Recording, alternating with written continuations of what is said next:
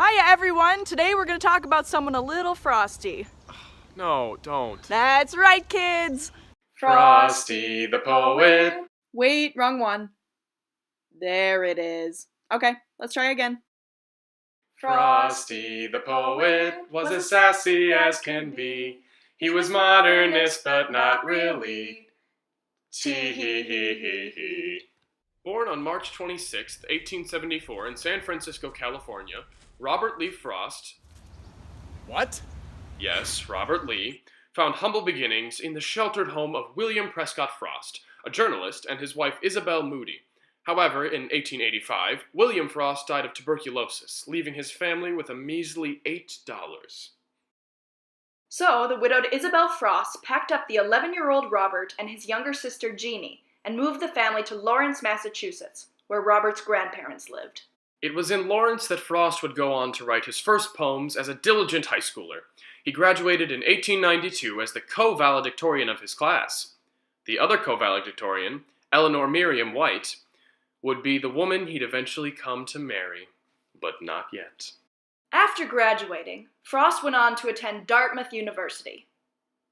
But he dropped out before the first term was even over. So, instead of going on to pursue higher education, Frost, still a bachelor, returned home to Massachusetts to teach school and work at a number of other jobs, including as a factory hand and a newspaper boy. The creative juices didn't stop flowing, however. Amidst his other jobs, Frost still took to writing poetry in his free time. In 1894, he sold his first poem entitled My Butterfly, an Elegy, to The Independent, a New York-based magazine. From there, it was just a nice ride to the top. You're kidding, right? Nice. Ice. Nice. His poetry career may have been taking off, but he still had a big task to take on, convincing Eleanor to marry him. He tried to persuade her later in that same year, but she initially refused, saying she wanted to finish college. Dismayed by the idea that college was distancing him from his love, he retreated to Virginia's Dismal Swamp. Yes, that's what it's actually called, with the intention of never returning. However, Robert Frost was no Chris McCandless. Oiga Volt. He emerged unscathed from the woods with not a scratch except from the strife of 20-year-old angst. He and Eleanor ended up marrying the following year in 1895. Frost actually did end up returning to school, entering Harvard College as a special student in 1897. Due to medical issues, he returned home to be with his wife and young children, eventually relocating with them to his New Hampshire farm in October 1900.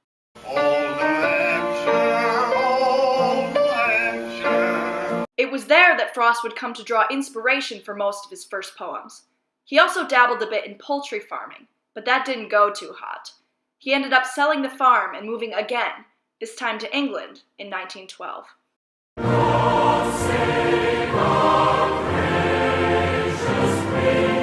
In England, Frost published his first book, A Boy's Will, and would go on to meet a number of other influential poets like F.S. Flint, Ezra Pound, Wilfred Gibson, and Lascelles Abercrombie. Little did he know, he'd soon become cooler than all of them. Did you just make a cold pun? Maybe. Yep. In addition to those big guns, he would also come to befriend Edward Thomas, who would arguably become his most important acquaintance. Thomas would actually write critically intelligent reviews of Frost's first two books of poetry. Over the course of his lifetime, Frost would go on to make a name for himself as one of the most influential poetic figures of modern times. In doing so, he earned himself 4 Pulitzer Prizes for poetry and the Congressional Gold Medal. In 1961, he was distinguished as Poet Laureate of Vermont. But, like they say, nothing gold can stay. Frost died on January 29, 1963, from a heart attack during his surgery. He was 88. Now can we get to the poetry? Yep. And now, without further ado, we present... Stopping by the woods on a snowy evening! Stopping by woods on a snowy evening. Wait, I know which poem we should do. A poem about making up your mind, the road not taken. Hold on a second. I thought that poem was making fun of an indecisive and wishy-washy loser. Well, there is a lot of debate among scholars about whether the poem should be read literally or with context. Frost himself dubbed it, quote, a tricky poem, very tricky, unquote. Tricky, tricky, Robert Frost. The Road Not Taken is perhaps one of Frost's most well-known poems, and for good reason. In fact, it serves as a prime example of his poetry style on the whole and reflects the elements of his writing that he's most known for. So, what was Robert Frost known for? 1. Images of nature. So many of his poems reflect on the beauty of the natural world, particularly rural life, and the fascinations it can bring to a wanderer. We'll see a glimpse of that in The Road Not Taken. But he also manages to reflect on the concept of timelessness and use nature as a tool for hearkening on that in a philosophical way. So I guess, in a way, that's just the nature of his poems. Get out. No, it's too cold. 2. His magical ability to play with words. Now, granted, this could be said of many poets, but let's be real. How many modern poets are quoted as often as Robert Frost? His words have sent chills to the spines of readers of all ages for decades. Chills. Cold puns. The woods are lovely, dark, and deep, but I have promises to keep and miles to go before I sleep. In 3 words, I can sum up everything I've learned about life. It goes on. Forgive, O Lord, my little jokes on thee, and I'll forgive thy great big one on me. You get the picture. Picture. Frost himself once said, "All the fun's in how you say a thing." That quotation alone serves as a sort of testament to his word choice in his poems. Stylistically, he tended to use the words that people use in everyday conversation, as opposed to more ornate language. Even so, he did tend to write them with a degree of meter and rhythm, which makes his poems still relatively traditional. Wait, that doesn't make sense. We said at the beginning of this video that Robert Frost was a modernist poet. Yes? Well, the thing about modernist poems is that they tended to use more common, everyday language and not rhyme and meter, which Frost did.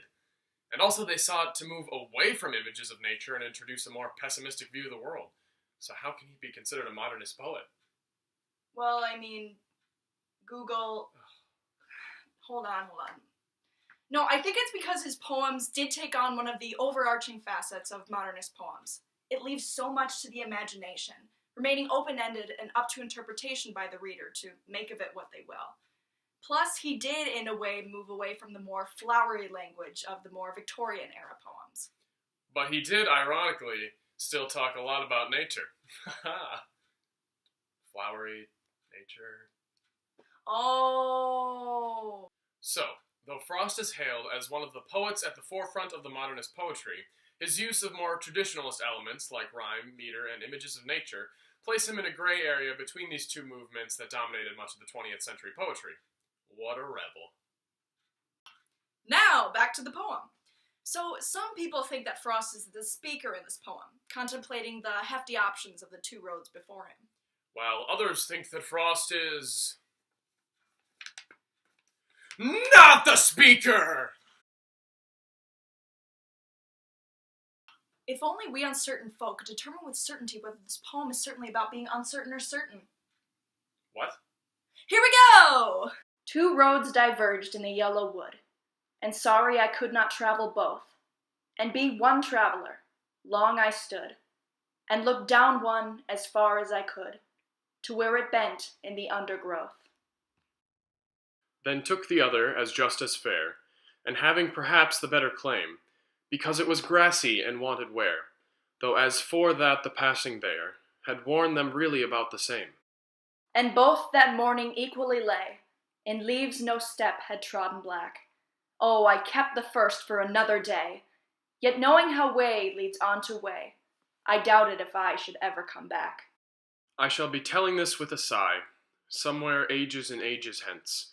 2 roads diverged in a wood, and I took the one less traveled by, and that has made all the difference. Now let's pick this frigid thing apart. It's worth mentioning before we explicate this further that Frost never intended for the poem to be taken as seriously as it is today. Though it's often a poem you'll hear at, say, college graduations as a reminder to go and make your own path, the poem was actually written as a sort of private joke between him and his aforementioned buddy, Edward Thomas. Hence the wishy-washy loser bit. Now fear not, we mean all due respect. But you've got to admit, it's funny that something meant to poke fun at someone for being indecisive has ended up being the hallmark for times in life that require such good decision-making. So, despite the intended versus perceived meanings behind the poem, what does this poem seem to be about? Ultimately, the speaker, very likely intended to be Thomas, is forced to choose between two paths, neither of which he is entirely familiar with. He notices, however, that one seems to have been significantly less trodden than over the other, and, in his courage, he decides to take it. Reflecting on his decision, he realizes that choosing to take the unfamiliar path, rather than the safe one that others have more often taken, he has made all the difference in his life. Beautiful. But wait! Let's actually dive into the poem. If we take a closer look, we see that this poem isn't really all that idealistic. It's more playful than anyone reading it at surface level may make it out to be. Looks like Mr. Frosty Pants thought he could slip some deeper meaning past us. Oh, he thought he was smooth, but we picked up on what he was laying down. Let's take a look. Then took the other, as just as fair. Does this not suggest that both roads look relatively the same? Some other lines hint at this notion, too. Had worn them really about the same. And both that morning equally lay, in leaves no step had trodden black. So, essentially, these roads are the same in his eyes. Wait, it gets better. Frost's substantial use of natural imagery, something he's really known for, is used to portray the passing of time. The image in line 1 of yellow wood conveys the concept of spring and therefore new or early stages of life. The second stanza's portrayal of the path being grassy and wanting wear references the balmy summer of midlife, the time to beach party it up. In the following stanza, however, he describes the fallen leaves on the path. The transition into autumn suggests a new beginning to the end of life. The speaker is so stinking indecisive that he is willing to wait until his life has passed by him to make this minuscule little decision. Weak sauce, bro. Very weak sauce. To corroborate this countdown to death, Frost crafts each of his lines using a total of anywhere from 8 to 10 syllables. This is a roughly iambic meter, and it conveys the steady ticking of time's unrelenting clock. Okay then. A lot of sassy Rob appears in the final stanza of the poem. In this ultimate conclusion to the poem, Frost uses contradictions of tone to signify the indecisiveness of the preceding 3 stanzas. The sudden shift to a tone of certainty presents an incongruous confidence that has little place in this lame decision-making process. I shall be telling this with a sigh, somewhere ages and ages hence. He's already planning to tell the tale of this tiny decision many, many years later with a sigh because he doesn't actually believe in it himself and will present it using that false sense of confidence, giving it a bit of a philosophical twist. 2 roads diverged in a wood, and I took the one less traveled by, and that has made all the difference. But the repetition of the word I, complete with a dash indicating a pause in his narrative, indicates that he's stopping to think about what he's saying, rather than letting it roll off the tongue naturally. He's having to stop to think to craft up this philosophical explanation for his indecision, which just undermines his confidence. There was no road less traveled by. He's just covering up his indecisiveness and fear for what the unknown will bring. Frost continues to poke fun at the ridiculous confidence of this line by throwing in one final jab into the title of the poem. In case you forgot, it's called The Road Not Taken. According to esteemed literary critic Richard Poirier,